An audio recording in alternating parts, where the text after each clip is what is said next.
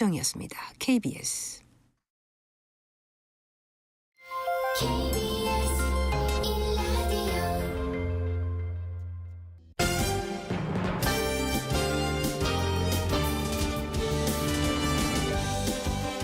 1라디오 KBS 1라디오 신성원의 오늘 세계는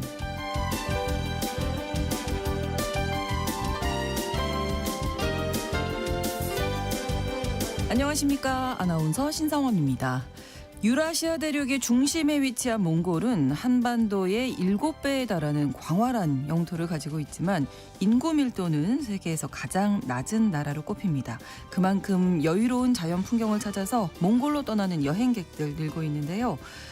몽골 북쪽의 홉스골 호수와 초원 그리고 남쪽의 고비 사막은 워낙 유명한 여행지고요. 수도 울란바토르에서 비교적 멀지 않은 오보르 한가이라는 지역에는 세계 문화유산에 등재된 사원과 폭포, 미니 사막까지 몽골의 다양한 매력을 경험할 수 있다고 합니다.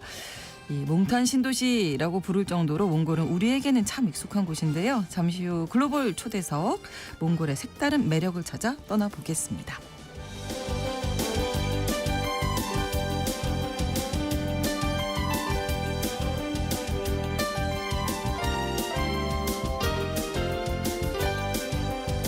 도널드 트럼프 미국 대통령이 주택담보대출 관련 의혹으로 조사를 받고 있는 리사 쿡 연준 이사를 해임하겠다고 통보하면서 연준 장악 논란이 커지고 있습니다. 이 뉴스와 함께 오늘 주목할 국제사회 소식 헤드라인 뉴스와 키워드로 정리해드리겠습니다.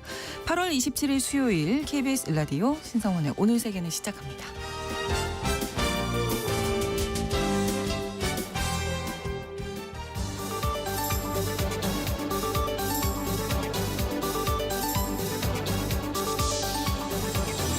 오늘 세계는 헤드라인 뉴스.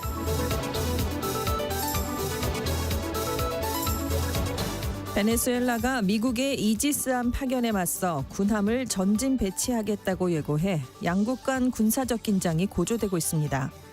앞서 미국은 마약 밀매 차단을 위해 베네수엘라 주변 카리브해에 해군 이지스 구축함 3척을 배치한다고 밝혔는데요. 이에 마두로 베네수엘라 대통령은 미국의 제국주의적 위협에 대응하기 위해 국가 방어 체계를 24시간 가동하고 있다면서 강경 대응을 시사했습니다.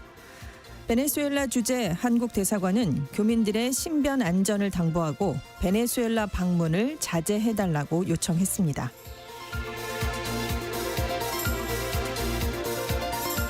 쿠데타를 모의한 혐의 등으로 기소된 보우소나루 브라질 전 대통령에 대해 브라질 법원이 24시간 경찰 감시 결정을 내렸습니다.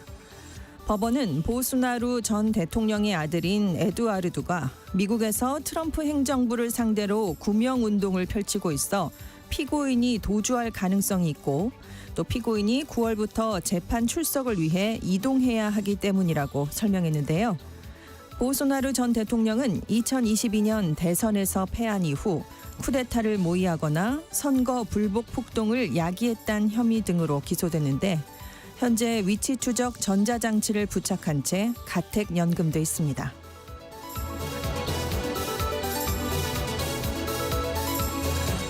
현지 시간으로 29일부터 미국으로 반입되는 $800, 약 111만 6천 원 이하의 소액 소포에 대한 무관세 정책이 폐지됩니다. 이에 따라 국제 우편망을 통해 미국으로 반입되는 상품엔 원산지 국가에 적용되는 유효 관세율에 따라 각 소포의 가액에 비례하는 종가세가 부과되거나 원산지 국가의 관세율에 따라 상품당 $80에서 $200를 정액 부과하는 종량세가 매겨지는데요. 트럼프 행정부는 소액 소포에 대한 관세 면제 제도가 외국 업체들이 미국의 관세 부과를 피하는 통로가 되고 있고 또 마약이나 밀수품 등의 거래에 이용된다고 판단해 무관세 정책을 폐지했습니다. 27일 프랑스 기차 안에서 고양이를 데리고 탄 승객이 110유로 약 17만 원의 과태료를 부과받았습니다.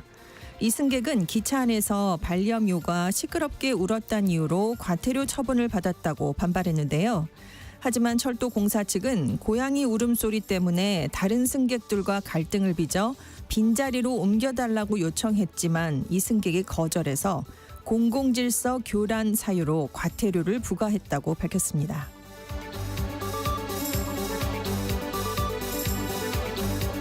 미국 44개 주 정부가 주요 인공지능 챗봇 기업에 어린이 보호 조치를 강화하라면서 경고장을 보냈습니다. 최근 메타의 AI 챗봇이 어린이들과의 대화에서 선정적이고 로맨틱한 대화를 나눌 수 있도록 허용됐다는 의혹이 내부 문서로 제기되자 연방 상원도 공식 조사에 나섰는데요. 이번에 서한이 발송된 기업은 메타를 비롯해서 오픈 AI와 구글, xAI, 마이크로소프트, 엔스로픽 등이 포함됐습니다.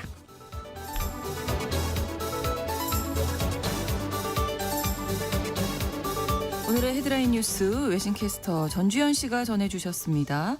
이번에는 키워드로 정리한 국제사회 소식 살펴볼 텐데요. 첫 번째 키워드. 세계대전이 아니라 경제전쟁이 되게 하자. 네, 트럼프 대통령이 러시아와 우크라이나 사이에 종전 합의가 없을 경우에 러시아에 강력한 경제 제재를 가하겠다라는 경고를 보냈습니다. 네. 사실 15일에 미러 정상이 만났을 때 끝나자마자 러시아의 경제 제재를 가하기는 어려운 상황이다라고 얘기했는데 네. 지금 입장을 얼마 지나지 않아서 바꾼 겁니다. 26일에 기자들이 이것에 관련된 질문을 하니까 우리는 전쟁 종식을 원한다. 세계대전으로 가는 걸 원치 않기 때문에 우리에게는 경제 제재 조치가 있는데 만약 내가 행동에 나서야 된다면 지금 내 머릿속에 있는 건 매우 매우 심각한 것이다. 세계대전이 되게 하지 말고 경제전쟁이 되게 하자. 경제전쟁은 러시아에 나쁠 것이다. 이렇게 얘기를 했습니다. 네. 아무래도 트럼프 대통령이 입장을 바꾸게 된 건 지금 러시아와 우크라이나가 정상 간의 회담이 잘 이루어지지 않고 있기 때문입니다. 그렇죠. 특히 지금 우크라이나가 이날 자국의 중부 지역인 드니프로 페트로우스크에 러시아군이 진입했다라는 걸 공식 인정을 했는데요. 네. 이 지역은 그동안 러시아가 자국 영토로 편입했다고 주장한 돈바스를 비롯한 4개 주가 아닌 새로운 지역입니다. 아. 우크라이나의 광업과 상업 중심지인데 네네. 이제 우크라이나가 종전은커녕 추가적으로 영토를 더 잃어버리면서 점점 종전과 멀어지고 있는 모습을 보이고 있는 건데요. 결국 이제 트럼프 대통령이 이제 푸틴 대통령에게 경고를 보내게 된 건데 지금 미국은 러시아에 대한 고율 관세뿐만이 아니라 러시아산 석유를 구입하는 국가들에 대한 2차 제재까지도 염두에 두는 것으로 알려졌습니다. 네. 하지만 러시아에게만 경고를 보낸 게 아닙니다. 트럼프 대통령이요. 동시에 젤렌스키 대통령도 꼭 순수하지는 않다. 탱고를 추려면 두 사람이 필요하다라면서 우크라이나 역시 종전 협상이 교착되는데 책임이 있다라고 지적을 했습니다. 네. 젤렌스키 대통령은 러시아와 회담을 주최할 수 있는 튀르키예, 걸프, 유럽 국가들과 이번 주에 또 접촉을 할 거다라면서 전쟁 종식을 위해서 우리는 최대한 준비를 하겠다라고 강조했습니다. 한 2주 사이에 또 분위기가 또 바뀌는 모습입니다. 그렇습니다. 안타깝네요. 다음 키워드 연준의 독립전쟁. 네, 치열하게 펼쳐지고 있는데요. 트럼프 미국 대통령이 25일에 주택담보대출 사기 의혹이 있다면서 연방준비제도 즉 연준 의사로서 자격이 없다라는 이유를 들어서 리사 쿡 이사를 전격 해임했습니다. 네. 이 쿡 이사 임기가 2038년까지니까 아직 많이 남아 있었거든요. 이 쿡 이사가 2021년에 미시간주 부동산에 대해서 만기 15년짜리 대출을 받았고요. 조지아주 부동산에 대해서는 만기 30년짜리 대출을 받았습니다. 그러면서 그 사유로 실거주 용도다라고 서류를 냈거든요. 네. 근데 이듬해 조지아 부동산을 임대로 내놨습니다. 실거주가 아니라는 얘기죠. 그렇죠. 그러니까 트럼프의 측근인 빌 펄티 연방주택금융청 국장이 거짓말을 한 거 아니냐라면서 법무부에 형사고발을 했습니다. 네. 다만 아직 쿡 이사는 기소되거나 유죄 판결을 받지는 않은 상황인데요. 그래서 트럼프 대통령의 해임 명령을 받아들이지 않고 소송을 제기하겠다라는 입장을 보였습니다. 연준이 어떤 태도를 보이느냐가 중요했는데요. 26일 성명에서 법원의 결정을 따르겠다라고 얘기를 했습니다. 네. 이사들의 긴 임기와 해임에 대한 보호는 중요한 안전장치다. 통화정책 결정이 데이터나 경제 분석, 미국인의 장기적 이익에 근거하도록 보장을 해주는 장치다라고 얘기를 했는데요. 네. 그러니까 트럼프 대통령은 쿡 이사의 해임이 즉각 효력을 발휘한다라고 얘기를 했지만 연준은 법원의 결정을 따르겠다라고 얘기를 했기 때문에 때문에 입장 차이가. 양측의 마찰이 불가피하다라는 전망이 나오고 있습니다. 자, 이 이야기가 이제 뭐 이 이사 연준 이사 한 명의 어떤 거취를 넘어선 얘기잖아요. 네, 어떻게 보면 그렇습니다. 연준의 독립성과 네. 연결되는 얘기인데요. 그렇습니다. 연준이 기축통화국인 미국의 통화 정책을 담당하는 기관이잖아요. 그렇죠. 고도의 정치적 독립성이 그래서 요구됩니다. 만약에 연준이 정치에 영향을 받는다라고 인식이 되면 전 세계 시장이 연준에 대한 신뢰를 내려놓게 됩니다. 그러면 불안정성이 커질 수밖에 없기 때문에 이 문제가 중요한 건데요. 네. 실제로 금융시장에서는 연준 112년 역사상 최초의 이사 해임 사태를 두고 중앙은행 독립성 훼손 우려가 커지고 있습니다. 트럼프 대통령이 사실 그동안 파월 의장에게 금리를 인하라고 얼마나 많이 압박을 했습니까? 그렇죠. 뭐 개보수 문제, 뭐 이 네. 비용도 문제가 있다라고 했는데 네. 지금 아예 친 트럼프 인사로 연준 이사들을 교체하려는 행보를 이제 노골적으로 보이고 있는 셈인데요. 쿡 이사가 해임이 되고 트럼프 대통령이 새로운 이사를 임명하면 7명의 이사 중에 이제 과반이 넘는 4명이 트럼프 쪽 사람으로 채워지게 됩니다. 연방공개시장위원회에서 금리를 결정할 수 있는 투표권이 총 12명에게 주어지는데요. 이 중에서 이사회 이사들이 7명입니다. 당연직 의원으로 투표권을 갖고 있고요. 나머지 5명이 지역의 연준 총재들이 이제 가져가게 되는데 이 이사들이 5명의 지역 연준 총재에 대해서 인사권을 갖고 있습니다. 네. 그러니까 이사회 과반이 금리 인하를 주장하면 나머지 5명이 영향을 받을 수밖에 없거든요. 네. 그래서 쿡 이사의 거취가 지금 크게 주목을 받고 있는 건데요. 자, 쟁점은 쿡 이사의 해임이 정당한 사유에 해당하는지 여부입니다. 그렇죠. 연준법상 이사는 14년의 임기가 보장되고요. 대통령은 정당한 사유가 있을 때만 해임이 가능합니다. 네. 근데 대체로 정당한 사유에는 비효율성, 직무유기, 불법 행위 등이 해당이 되는데 지금 쿡 이사의 대출이 이 범주에 속하는가 이걸 이제 법원이 들여다보게 되는 건데요. 네. 만약에 소송이 대법원까지 갈 경우에 전망은 엇갈립니다. 지금 대법원은 보수 성향이 우위입니다. 6대 3이잖아요. 예, 예. 이 대법원의 구도상 해임이 적법하다라는 판결이 나올 가능성이 있는데요. 하지만 5월에 대법원이 독립기관의 인사권과 관련해서 대통령의 정당한 사유 없는 해임 권한을 인정하면서 연준은 독특한 구조의 준사적 기관이다. 이 권한이 그대로 적용되지 않는다라고 또 밝혔거든요. 그러니까 과연 대법원이 이 사안에 대해서는 어느 쪽에 손을 들어줄지 지금은 그러게요. 조금 판단하기가 좀 어렵기 때문에 네. 지켜봐야 될 것 같습니다. 워낙 영향력이 있는 네. 뭐 기관이고 네, 네. 사건이기 때문에 이게 미국 내 문제만에 그치는 게 그러니까요. 아니라는 점에서 굉장히 중요합니다. 네, 그렇습니다. 좀 지켜봐야 되겠고요. 다음 키워드입니다. 방어 말고 공격도 원한다. 네, 트럼프 미국 대통령이요. 국방부의 명칭을 전쟁부로 바꾸겠다라는 뜻을 밝혔는데요. 네. 이게 관철되면 78년 만에 다시 전쟁부가 되는 겁니다. 트럼프 대통령이 주요 도시에 투입한 군 병력 배치를 확대할 뜻이 있느냐라는 질문을 받으니까 부처명을 변경하는 얘기를 꺼냈습니다.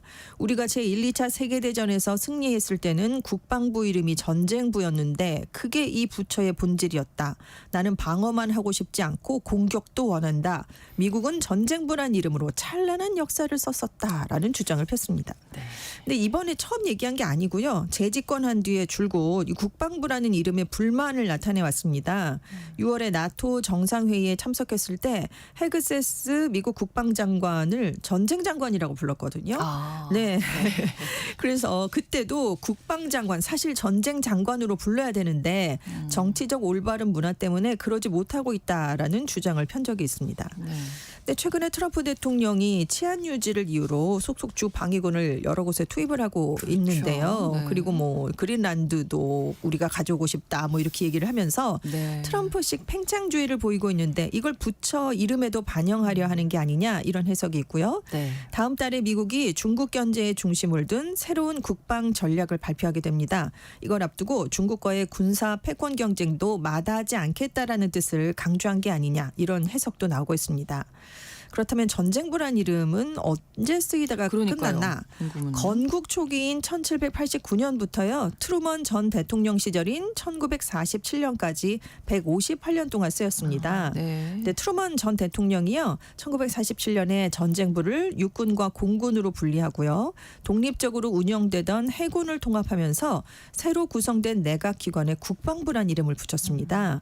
그러니까 해군에 대한 연방 정부의 장악력도 강화하고 세계대전 이후 미국의 평화 수호자 이미지를 강조하기 위해서 이렇게 이름을 바꿨다라고 해석이 되고 있는데요. 네. 근데 당시 이름을 바꿀 때 국방부가 의회 제정 법률에 따라서 설립이 됐습니다. 그래서 만약에 전쟁부로 다시 부처명을 바꾸려면 네. 의회 승인이 지금 필요한 상황이거든요. 폴리티코지는 트럼프 대통령이 빠르면 일주일 안에 명칭 변경을 시도할 가능성이 있다라는 전망을 내놨습니다. 네.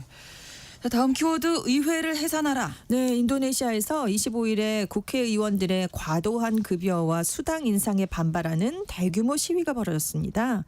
국회의사당 근처에서 수천 명이 모여서 국회를 해산하라, 특권을 축소하라 이런 것들을 요구했는데요.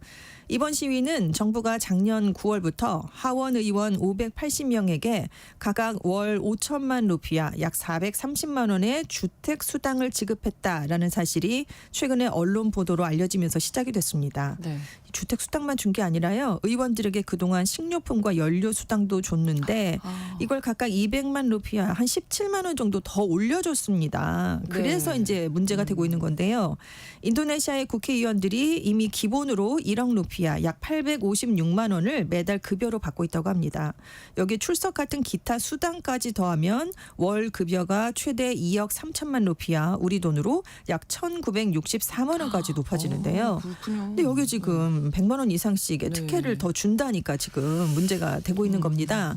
인도네시아의 평균 월 급여가 어느 정도냐면요. 310만 루피아 우리 돈으로 26만 6천 원밖에 안 됩니다. 국민들이 좀 네. 근데 주택 수당을 400만 원 이상 올려줬으니까 이 주택 수당만 따져도 평균 임금보다 16배나 높거든요. 그러니까 시민들이 분노해서 거리에 나서게 됐는데 네. 한 대학생은 하루에 5만 루피아 4,200원 정도조차 못 버는 사람도 여전히 많은데 국회의원들은 지금 이 나라 상황이 얼마나 심각한지 알아야 된다라는 주장을 폈습니다. 네. 그래서 지금 온라인에서 의회를 해산하라라는 해시태그가 확산되고 있는데요. 그런데 지금 정치권 해명이 불만 여론에 불을 지폈습니다. 국회의장이요. 해당 수당은 철저하게 검토가 됐고 자카르타 물가에 맞춰서 조정이 된 거다.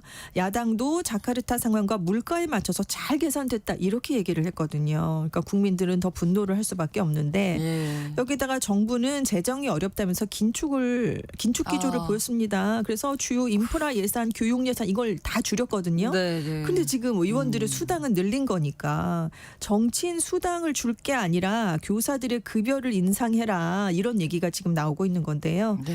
결국 시위가 정부 전반에 대한 불만으로 확산되면서 정부의 형사소송법 개정 중단이라던가 군부의 영향을 확대하는 것에 반대하는 이런 시위로도 함께 이어지고 있습니다. 네.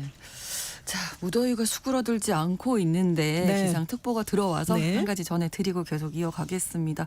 서울, 부산, 대구, 광주, 울산, 경기, 강원, 충남, 전북, 전남, 경북, 경남, 제주 이러면 뭐 전국 대부분 지역이라고 할 수 있겠죠. 폭염특보가 발효 중입니다.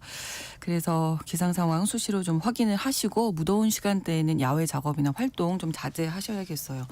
더위가 네. 8월 말인데 계속되고 있네요. 그렇네요. 예, 9월까지 가지 않을까. 뭐 척서가 걱정도. 지났는데. 그러니까요. 네. 가을은 언제 올까요?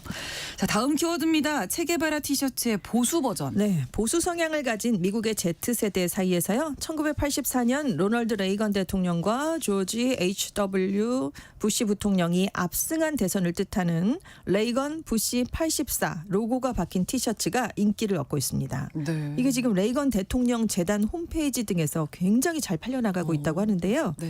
그 조지 워싱턴의 학내 공화당 모임 회장을 지내고 있는 키어런 래피라는 대학생이 고등학생 때 이 티셔츠를 샀다고 합니다. 근데 당시에 주변 친구들과 선생님들이 대체로 진보적 성향이었는데 그런 가운데서 보수적인 견해를 갖는 게 일종의 반항처럼 느껴졌고 뭔가 좀 쿨하다 이렇게 생각을 했다고 합니다. 네.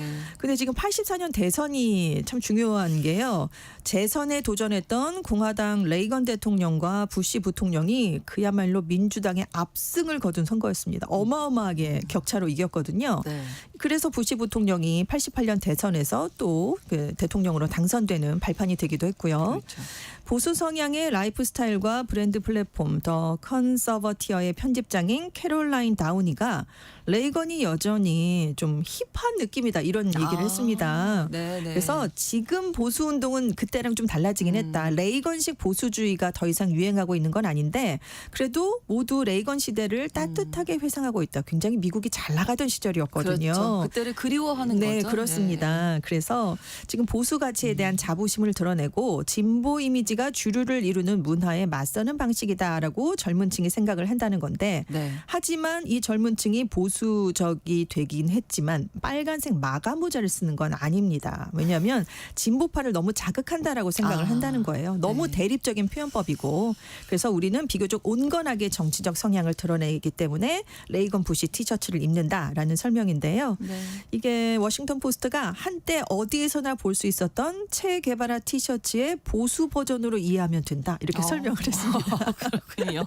정말 많이들 입었죠. 젊은이들이. 그렇습니다. 예. 그래서 정치 기념품을 판매하는 한 전문 업체는 네. 레이건 대통령이 존 F 케네디와 에이브러햄 링컨 대통령과 함께 예. 수집가들 사이에서 가장 인기 있는 대통령 3명에 속하는데 다른 두 대통령들의 상품과 비교했을 때 레이건과 관련된 의류를 착용하는 사람들은 젊은 세대라는 게 다르다 이렇게 얘기를 했습니다. 예, 네. 이렇게 또 젊은이들 가운데서 보수 성향이 네. 있다. 뭐 이런 건 드러내고 싶은 거죠. 네.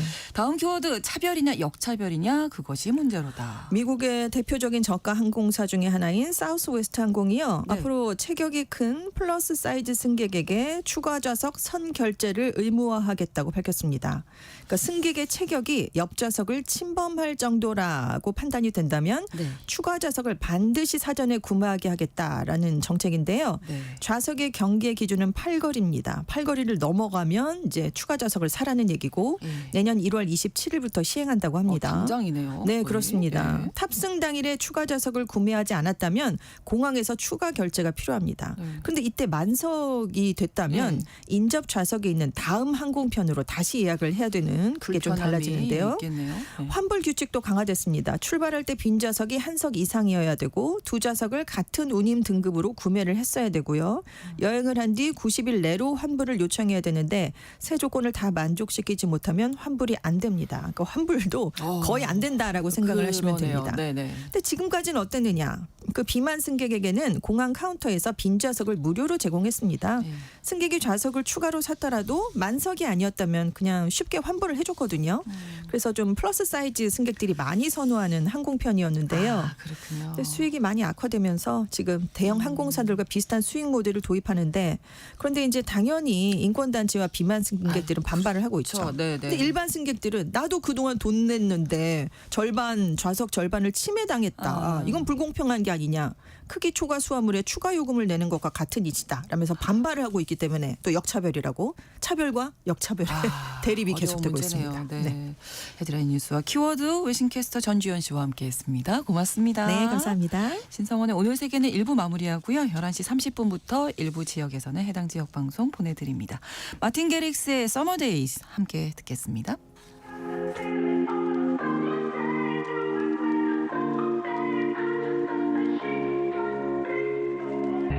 She looks good in the morning, and she don't even know it. I don't want you to go yet. Can we stay in the moment? Don't look in the mirror, look into my eyes. When you see your reflection, you'll see what I like. You look good in the morning, and you don't even know it. I knew that. I got this feeling on a summer day. I knew it when I saw her face. I just thought that she could be the one. I got this feeling on a summer day. I knew it when I saw her face. I just thought that she could be the one. Sundress with you on my arm. Take the coupe out the garage, pull the roof back, just me, you and the stars. Toast to the gods, she's a one, a masterpiece. She a drug at a fast release. Got me sprung, wrapped in sheets. Wake up, fuck, and then we going back to sleep.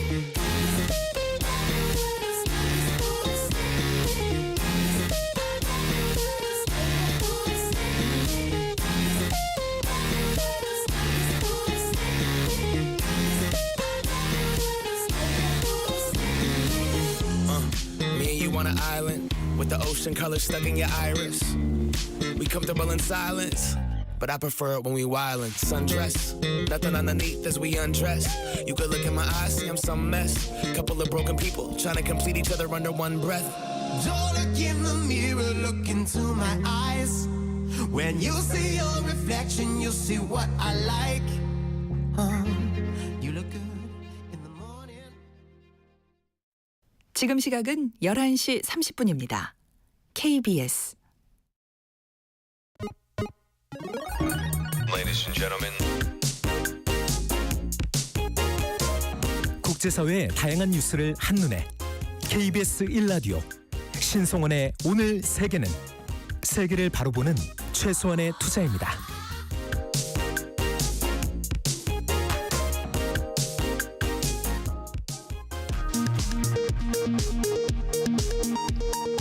이 시각 라디오 정보센터 뉴스입니다. 이재명 대통령이 3박 6일간의 방일 방미 일정을 마치고 귀국길에 올랐습니다.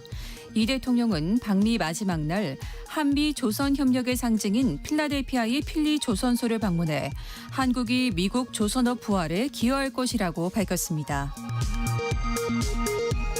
트럼프 미국 대통령은 한미 양국의 무역 합의와 관련해 문제가 있었지만 한미 정상회담에서 최종 해결됐다고 거듭 강조했습니다.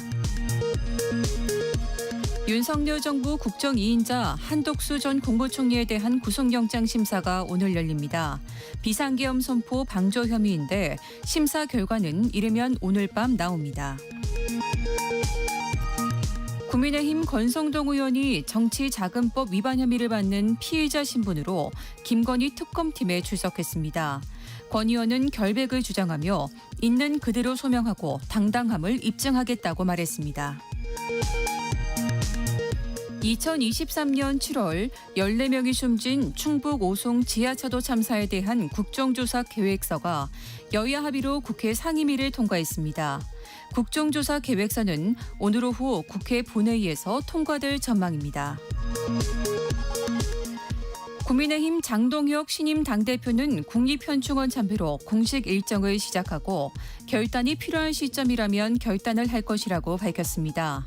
당대표 경선에서 낙선한 조경태 의원은 윤호개인 세력이 존재하는 한 국민의힘은 내란당의 오명을 벗기 어려울 것이라고 비판했습니다. 지금까지 라디오 정보센터 뉴스 정원나였습니다.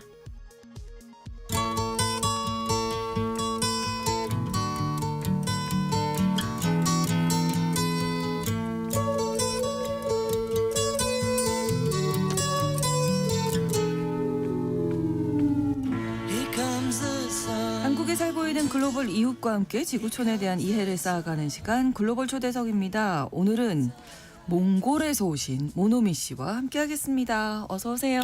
안녕하세요. 반갑습니다. 예, 반갑습니다. 아니 이름이 모노미 하면 이제 약간 일본 이름 같은 느낌? 그렇죠. 네. 그걸 많이 듣는데요. 그러시죠. 네네. 예. 원래는 제 본명은 허럴소랭이라고 하는데요. 많이 어렵죠. 제가 따라할 수는 없네요. 네네네. 몽골어로 이제 이름이 너무 어렵다 보니까 이게 사람들한테 이름을 좀 쉽게 알려드리고 싶었어요. 그래서 유튜브를 시작하면서 이름을 제가 만든 이름이에요. 예명을 네, 활동명이시네요. 네, 네, 맞습니다. 유튜브 네. 활동하실 때 한국에는 언제 오셨어요? 어떤 특별한 계기가 있으셨어요? 우리나라에 한국에 제가 몽골에서 이제 고등학교 졸업하고 네. 그리고 좀 그 몽골 대학교도 들어갔었는데 원래부터가 해외를 되게 가고 싶었어요. 좀 해외에서 공부해보고 싶고 네. 좀 그 혼자 사는 생활을 좀 느껴보고 싶었었는데 그래서 그러다가 몽골 대학교를 다니다가 한국에 올 수 있는 기회가 생기고 또는 이제 주변 가족들도 한국은 되게 안전하고 그리고 몽골이랑 좀 문화적으로 비슷한 면도 있고 그렇죠. 그리고 외모적으로도 비슷해서 인종차별 같은 게 없을 거다. 네네네네. 이런 이제 여러 가지 좋은 점들을 고려해서 그리고 이제 한국에 좋은 대학교들도 많고 네. 저도 드라마를 많이 봤기 때문에 안 그래도 그거 여쭤보려고 했어요. 저희가 이 글로벌 이슈 문화 초대석의 초대 한 분들이 대부분 어떻게 오셨어요? 여쭤보면 드라마나 그치. K-팝이나 그렇죠, 그렇죠. 여기에 매료되셔서 오신 분들이 많으시더라고요. 역시 역시 예, 저도 모노미 씨도 드라마를 뭐 보셨어요? 어렸을 때부터 봤어요. 예. 이제 어떤 작품? 처음 본 게 아마 대장금. 대장금이요? 그러면은 거의 뭐- 나이가 아. 아주 어렸을 때 보셨죠? 어렸을 때부터 아니 이게 대장금을 몽골 사람들이 너무 좋아해요. 그래요. 그래서 몽골 TV 좀 TV 채널로 거의 계속 매년 계속 나왔었어요. 예 반복해서 계속. 볼 수 있군요. 그 아내의 유혹 그것도 많이 아내요. 그렇죠. 많이 나왔고 네. 이제 그리고 나서 좀 커서 이제 꽃보다 남자 그쵸. 맞아요. 그때는 예. 이제 저의 최애 드라마였습니다. 예, 이민호 씨. 이민호 좋아합니다. 예, 그렇습니다. 예, 안 좋아할 수 없죠, 뭐. 네. 근데 그러면 그렇게 해서 대학 졸업하고 오신 거예요?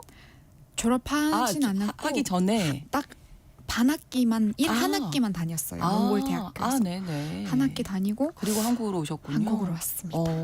지금은 어떤 일 하세요? 그러니까 유튜브 활동하시고. 네네. 제가 이제 대학교를 작년에 졸업했는데 네. 작년에 졸업하고 제가 전공이 무역학과이거든요. 아. 국제통상학과이기 때문에 네. 전공을 살려서 그 올해 초부터 무역 회사에서 이제 해외 영업 일을 했어요. 그래서 한 6개월 정도 하고 네.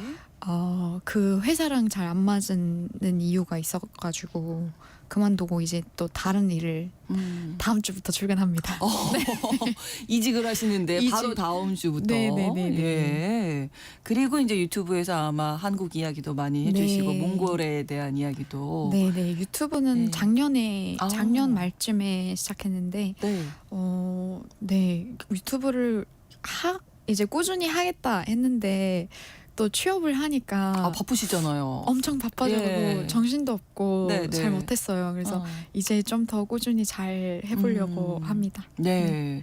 그 유튜브 통해서 이제 저희가 또 모노미 씨를 알게 돼서 이렇게 초대를 한 건데. 네. 보통 이제 관광으로 이 여름쯤에 많이들 가시더라고요. 몽골 여행을. 근데 관광객들이 모르는 그 속 깊은 이야기도 오늘 좀 해주시면 좋겠어요. 근데 몽골 여행에 대해서. 네네, 몽골에 네. 대해서 알고 싶거든요. 근데 몽골은 일단 어떤 나라라고 할 수 있을까요? 몽골은 땅이 넓은 편이고요. 네, 네, 네. 그렇죠. 뭐 엄청 넓은 건 아니지만 그래도 넓은 편이고. 그럼요. 하지만 인구가 네. 적어요. 한국이 몽골보다 한 7배 정도 많을 거예요. 네. 350만 명밖에 안 되거든요. 네. 근데 영토로 봤을 때 한국보다 한 15 아닌가? 인구가 인구가 15배, 15배 고 한국이 많고. 맞습니다. 예. 그리고 영토가 면적은 몽골이 7배, 우리나라보다 7배 정도 맞습니다. 넓고. 그래서 네. 인구 밀도가 가장 적은 나라 중 그러니까요. 하나예요. 너무 약간 부러워. 나라가 비어 있어요. 그러니까요. 그쵸? 북적북적하지 않고 네. 한적하게. 그래서 고요하게. 한국 분들이 좋아하나 봐요. 이제 맞아요. 그 넓은 면적을 보기 위해서 그렇습니다. 간다고 많이 들었습니다. 네네. 네. 수도는 울란바토르. 수도는 울란바토르고 네.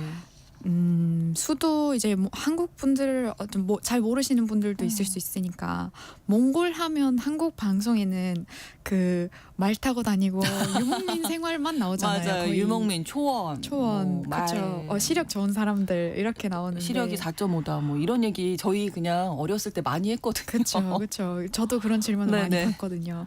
그래서 이 질문들을 많이 받다 보니까 그것 때문에 제가 유튜브를 또 시작한 이유가 됐어요.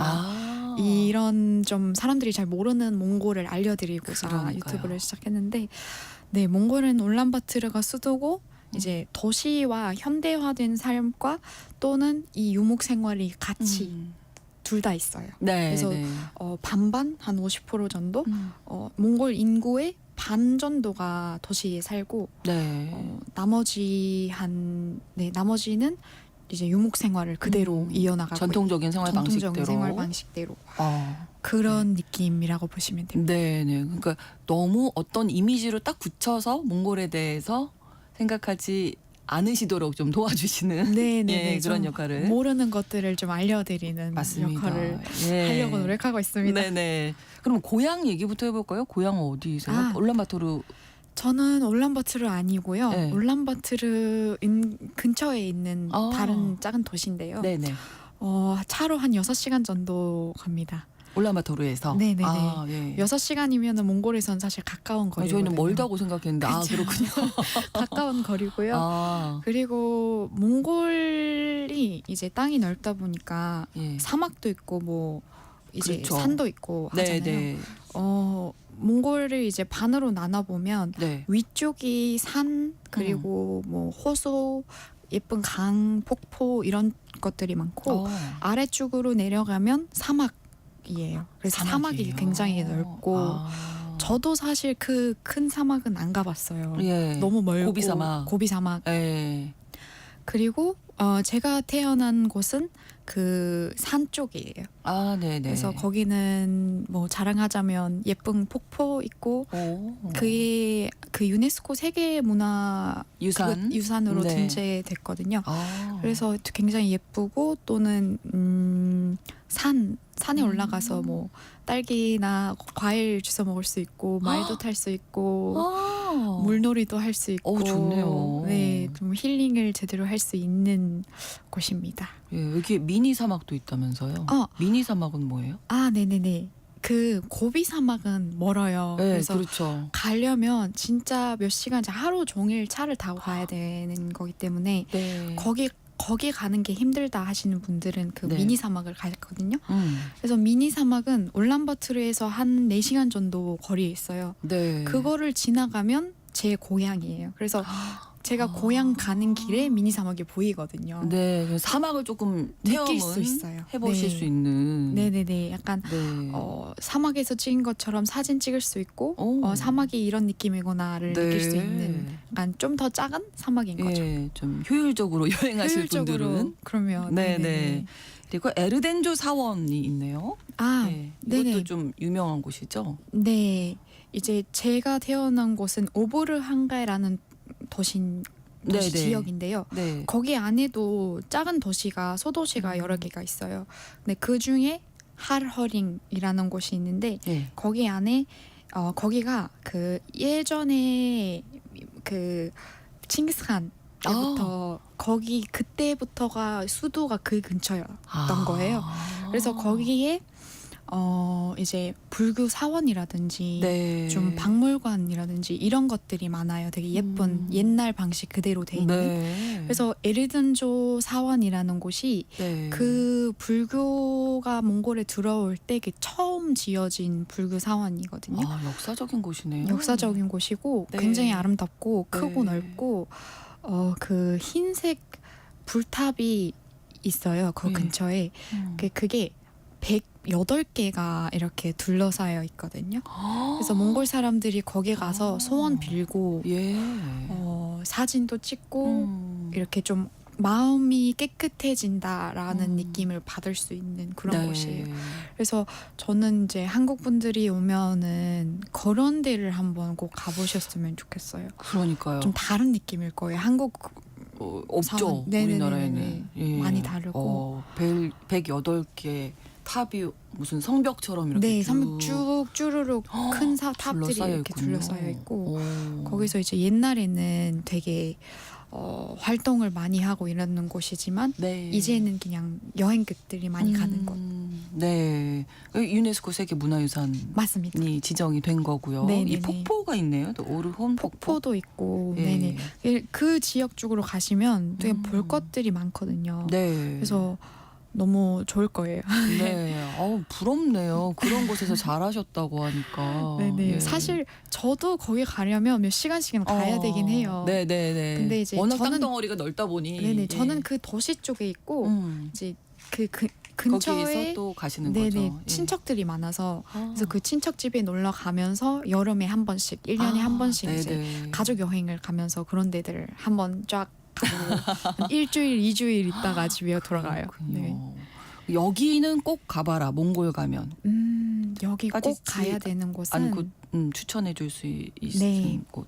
어디가 있을까요? 뭐 한국 분들은 이제 사막에 대한 로망이 있는 분들이 많아서 맞아요. 사막 쪽으로 가시는 분들도 맞아요. 있는데 사막 아니어도 괜찮다 하시면 그 홉스골이라고 네. 큰 호수가 있거든요. 호수. 홉스골이라는 호수인데 예, 홉스골. 몽골 사람들은 거기를 바다라고 불러요. 왜냐하면 몽골에는 바다가 없거든요. 바다가 없죠. 예, 네, 내륙 바다가 지방이니까. 없고 거기가 호수가 굉장히 넓고 끝이 거의 안 보일 정도로 넓기 때문에 우리는 바다라고 부르고 거기 특징은 세계에서 두 번째로 물이 맑은 호수예요. 와. 네. 그래서 여름에 가도 정말 아름답고 네. 겨울에 가도 아름다워요. 왜냐하면 겨울은 몽골이 춥잖아요. 네, 네. 그래서 그 호수가 진짜 꽝꽝 얼어 있어요. 근데 완전 약간 흰색이기보다는 진짜 약간 에메랄드 그 약간 파란색으로 푸른빛이 도는. 이렇게 얼어 있어서 너무 예뻐요. 그러니까 문제는 저도 안 가봤는데 저도 꼭 가볼 계획이고요. 나중에 같이 가시죠. 뭐, 너무 그러면. 좋아요. 예. 왜냐면은 너무 멀어서 거기 가면 조금 약간 마음 먹고 계획하시고. 그럼요. 그래서 예. 중간에 이제 캠핑도 하면서 이렇게 좀 네. 기간을 비워두고 가는 네. 게 좋습니다. 정말 몽골의 자연을 좀 느끼고 싶다 하실 때는 네네. 홉스골 호수. 호수이고 예. 그리고 그 몽골의 차탕족이라고 있는데 차탕족이요. 네네. 네. 거기 근처 가면은 네. 그쪽으로 가면 그런 체험을 할 수 있어요. 이제 말이 아니라 이제 영어로 리엔딜이라고 하는데 술록을 기우면서 생활하시는 분들이 그쪽에 계세요. 볼 수 있다고요? 네. 오. 그래서 이거 전 세계 어디든 약간 보기 힘들거든요. 요즘은 그러니까요. 그런 문화는. 예.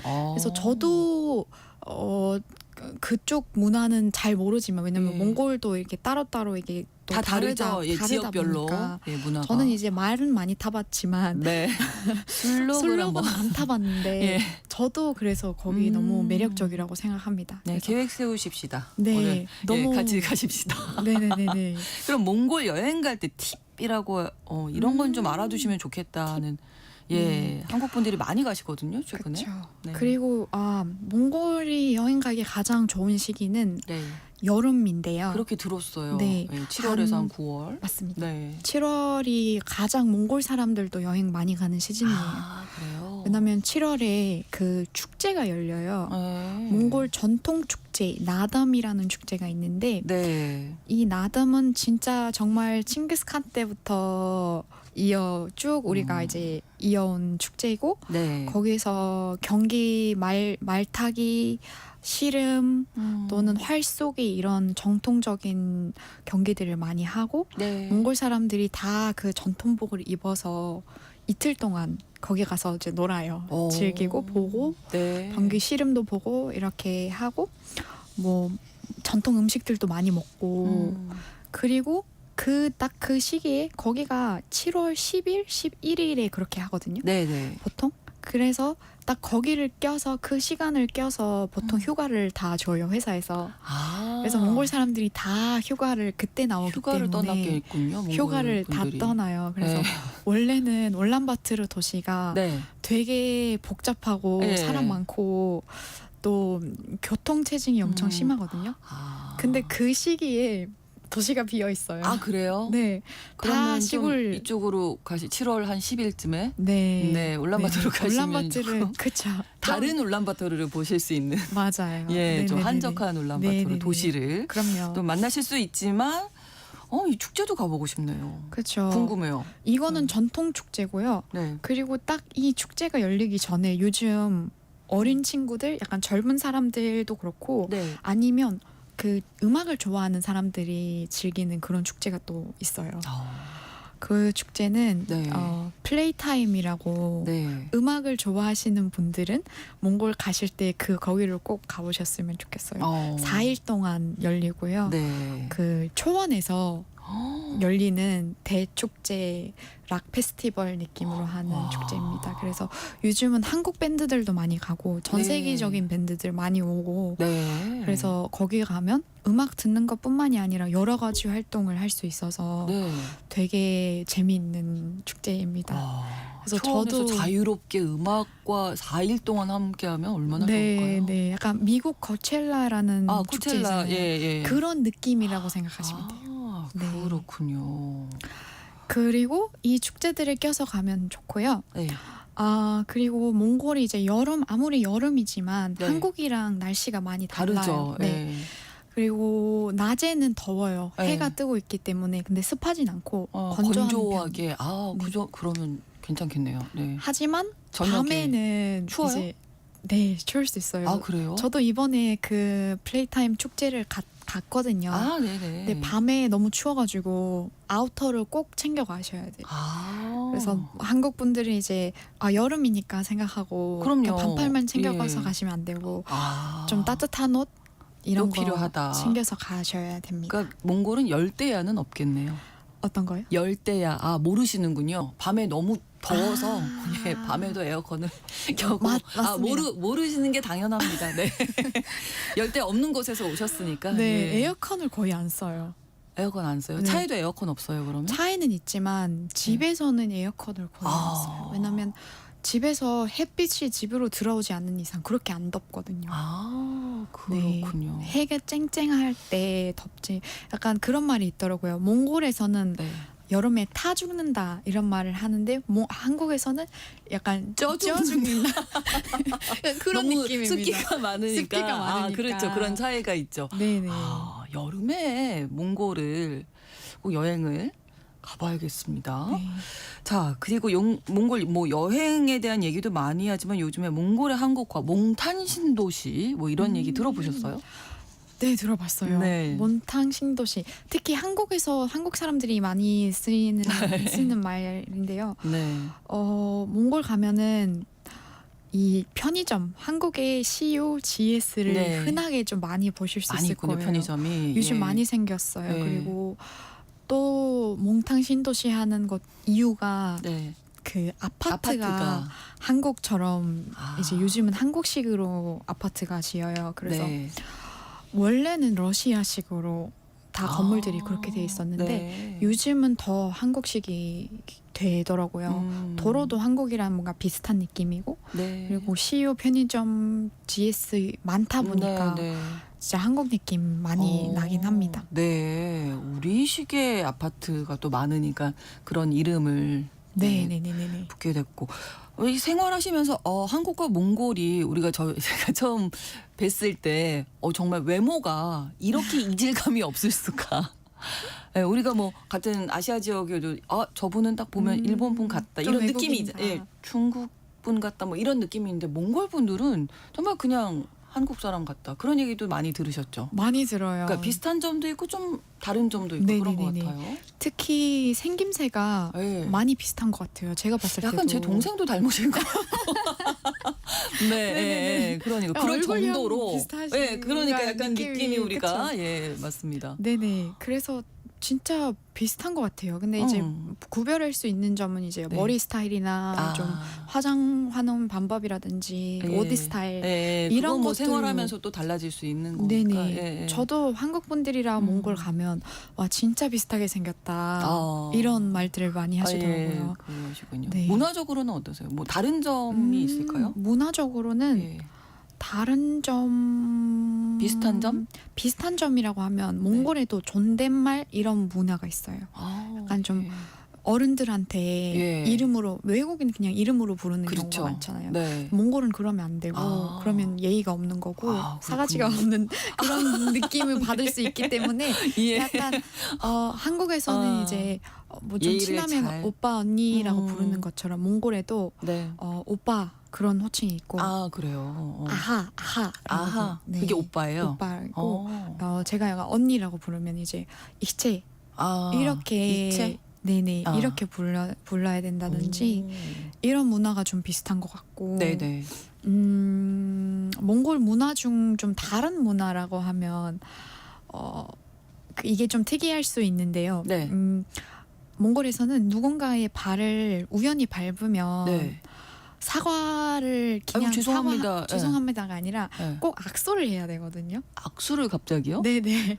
이게 손을 잡는다고요? 네, 손을 모르는 잡아서 사람이어도? 모르는 사람이어도 성별도 구분 없이 예, 예. 꼭 악수를 해서 죄송합니다는 안 해도 되고 안 해도 돼요. 되고 이제 악수를 잡아서 미안합니다라는 의미로 해야 돼요. 안 그러면 이 나중에 적이 된다, 싸우게 된다라는 말이 있거든요. 그래서 모든 몽골 사람들은 이게 몸에 배어 있어요. 습관이 되어 있어요. 그럼 처음에 오셨을 때 이런 일, 왜 이러세요? 제 손을 갑자기 왜 잡으시는 거예요? 뭐 이런 맞아요. 얘기도 좀 들으셨겠네요. 네네, 저도 이게 많이 당황했었어요. 어. 처음에 와서 그거를 좀 고치려고 많이 힘들었거든요. 예. 그래서 근데 몽골- 어릴 때부터 몸에 밴 거라. 그쵸. 이제 고치기가. 뭐 친구여도 그냥 같이 수업 듣는 그냥 남자분 친구여도 이렇게 부딪히면 네. 죄송해요 하고 갑자기 손을 덥석 잡은 거. 이 그러면 모노미가 나를 갑자기 좋아하나? 당황해서 저를 봐요. 그러면 이제 어쩌다가 이제 그 설명을 할 수 없는 경우도 있잖아요. 그렇죠. 이게 빨리 지나가야 네, 되는 네, 경우. 네. 그럼 이제 저 혼자 이상한 사람 됐네. 나 이렇게 느끼고 그런 경우가 많아요. 요건 그래서 좀 알아두시면 좋겠네요. 그쵸, 이제 여행하실 몽골 가실 때. 때 예, 예. 누군가가 갑자기 손을 잡으면 네. 이게 발을 우리 형이 밟았구나 아니면 부딪혔구나 이렇게 생각하시면 돼요. 네, 좋은 팁을 하나 또 알았습니다. 몽골에서 또 한국을 솔롱고스라고 부른다는데 이건 어떤 의미일까요? 네네. 설렁거스의 이 네. 설렁 이 앞부분이 네. 무지개라는 뜻이거든요. 몽골에서. 그래서 네. 저도 이거를 좀 한 1, 2년 전까지 몰랐는데 네. 왜 무지개라는 이런 비슷한 단어로 부를까라고 생각했는데 네. 듣고 보니까 이제 예전에 한국에 몽골 사람들이 와서 보니까 이 한복 이 옷이 뭔가 예. 되게 알록달록하고 그렇죠. 예뻐 보이잖아요. 그리고 건물도 그렇고 색이 들어간 네. 것들이 많아서 네. 그래서 약간 무지개처럼 이렇게 예쁘다라는 의미로 설렁거스라고 그렇군요. 부르게 됐다. 네. 이렇게 들었습니다. 좋은 의미네요. 네, 되게 좋은 예쁘다. 의미. 뭐 이런 그럼요. 의미가 담겨 있으니까. 네네네. 저희가 시간이 다 돼서 몽골 여행 진짜 가고 싶다는 생각 너무 많이 하게 됐고 또 몽골에 대해서도 깊이 좀 이해할 수 있는 시간이었던 것 같습니다. 앞으로도 뭐 하실 일 많으실 것 같은데요. 몽골과 네. 한국을 서로 잘 알려줄 수 있는 그런 네네. 활동 좀 부탁드릴게요. 오늘 고맙습니다. 좋습니다. 저도 얘기해서 너무 좋았고요. 불러주셔서 감사합니다. 네, 몽골에서 오신 모노미 씨와 함께했습니다. 고맙습니다. 신성원의 오늘 세계는 내일 오전 11시 5분에 다시 뵙겠습니다. 고맙습니다.